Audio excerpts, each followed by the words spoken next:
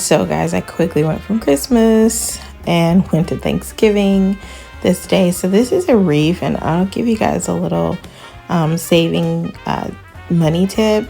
I bought this wreath a year ago or 2 years ago, and I just replace the flowers every year.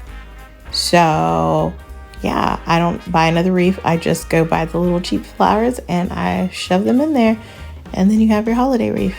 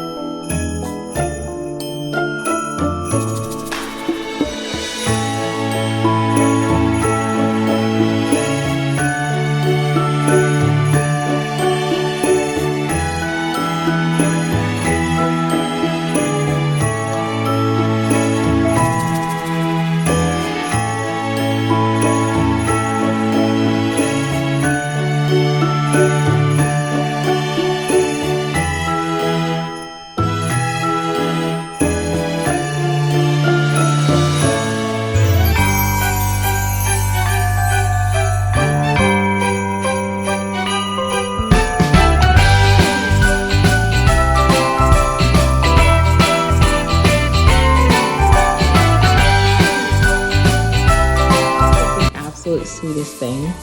We were trying to hang the Christmas tree and Eli decides to throw his little ornaments up there.